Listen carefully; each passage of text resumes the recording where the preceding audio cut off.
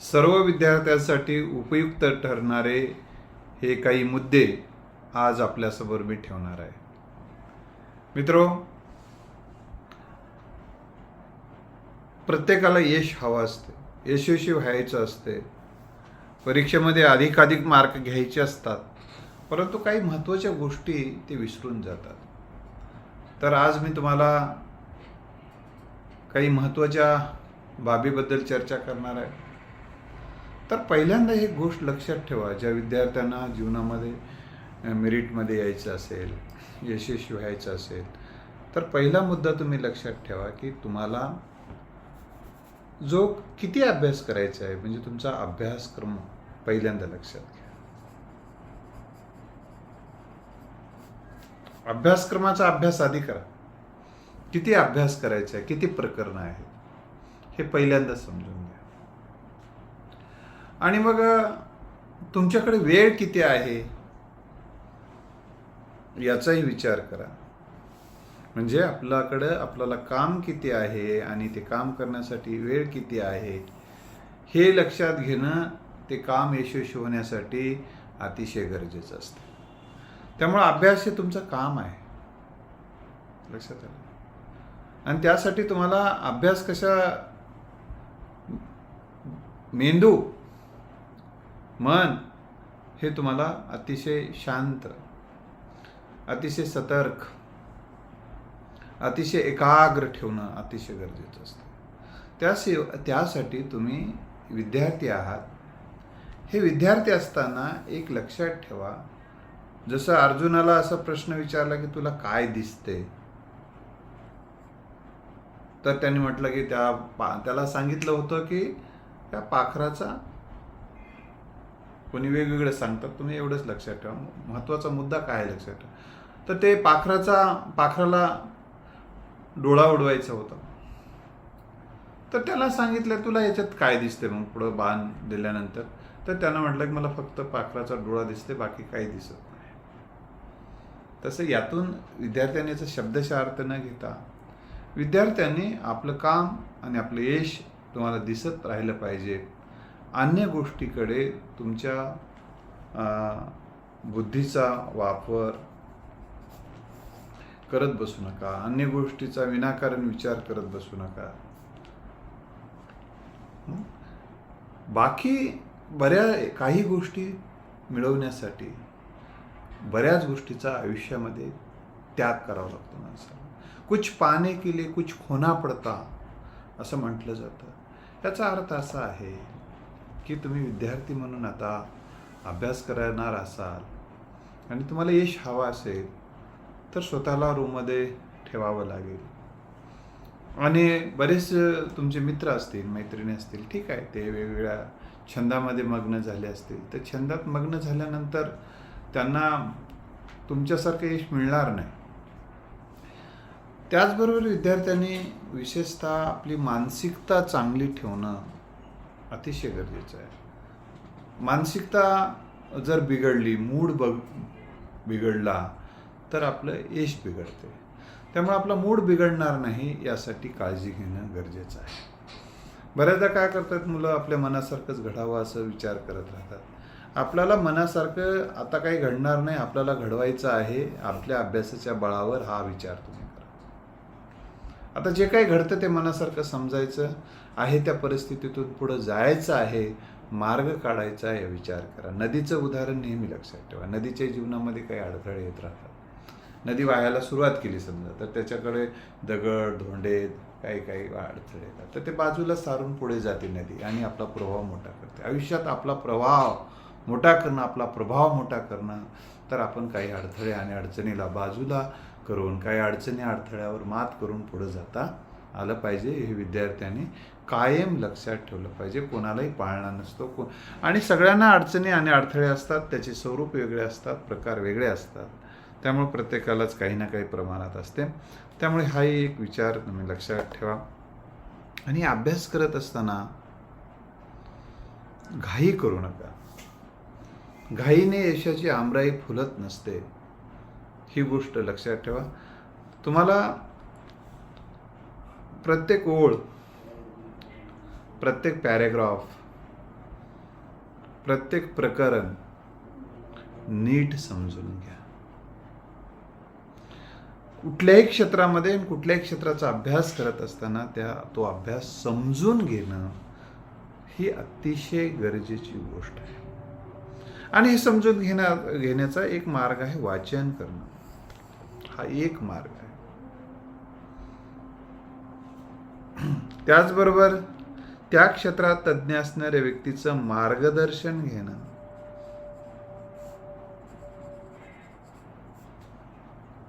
हा दुसरा मार्ग आहे. मित्रांसोबत, अभ्यासू मित्रांसोबत चर्चा करणं, तो विषय समजून घेण्यासाठी हा एक मार्ग आहे. चर्चा करणं, त्या मुद्द्याबद्दल चर्चा करणं. गुरुजन आहे, मित्र आहेत, त्या क्षेत्रातले काही तज्ज्ञ आहेत. यूट्यूबवर अतिशय अनेक तज्ज्ञ व्यक्ती, त्या क्षेत्रातले तज्ज्ञ व्यक्ती, टॉपर शोधा तुम्ही.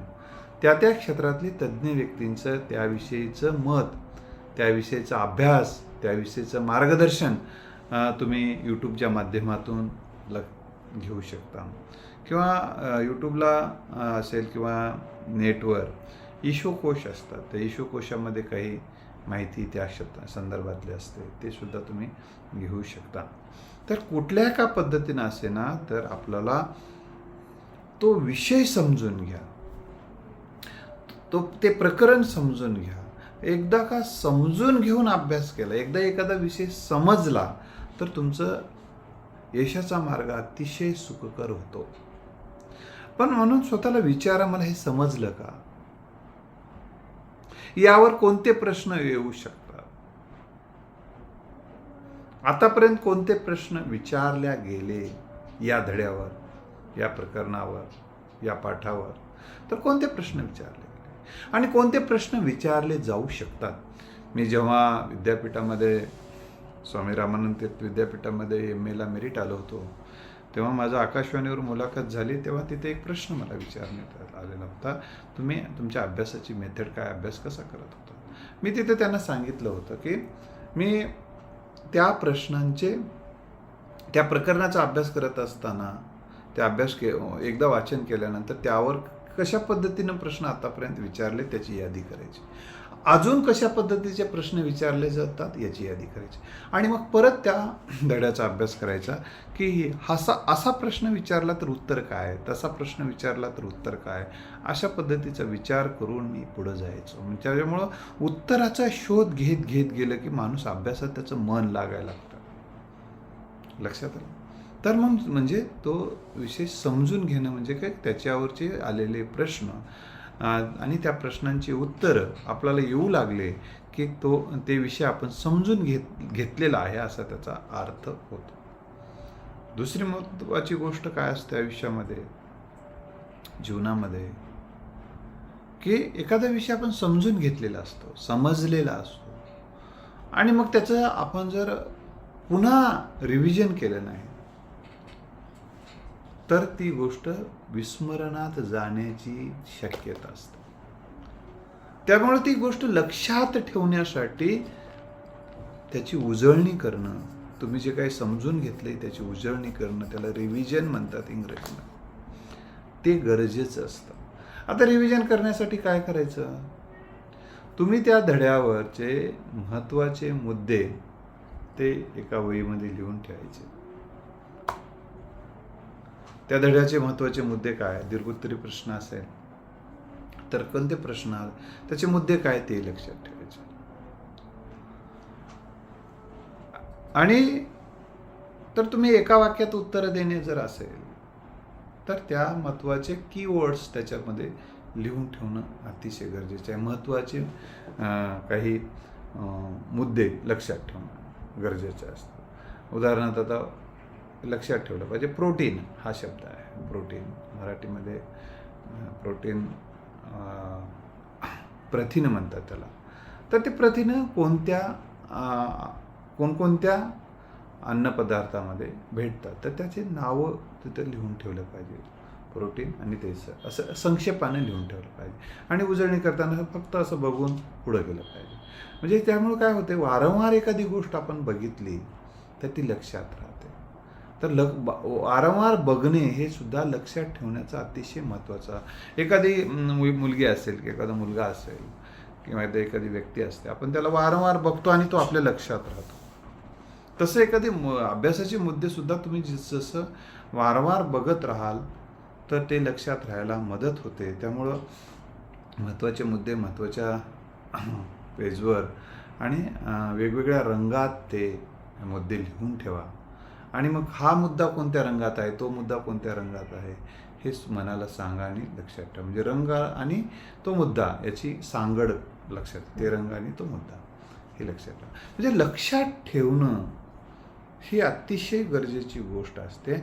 आणि लक्षात राहिले की नाही हे पाहणं, यासाठी तुम्ही स्वतःलाच काही प्रश्न विचारायचे. त्या धड्यावरचे प्रश्न पुन्हा एकदा वाचायचे आणि या प्रश्नांचं उत्तर आपल्या लक्षात राहिलंय की नाही हे पाहायचं मध्ये मध्ये. आणि मग काही पॉईंट लक्षात राहिले आणि काही राहिले नाही तर कोणते राहिले नाहीत हे बघून घ्यायचं. मग त्या पॉईंटचे मुद्दे असणारी वही आपल्यासोबत असली पाहिजे. मग त्याच्याकडे लक्ष ठेवलं, अरे हे हा मुद्दे लक्ष.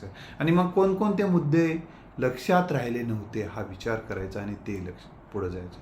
म्हणजे अशा पद्धतीनं जर आपण अभ्यासाची मेथड जर अवलंबिली तर नक्की तुम्हाला सांगतो की जीवनामध्ये यश यायला मदत होते. तर मित्र,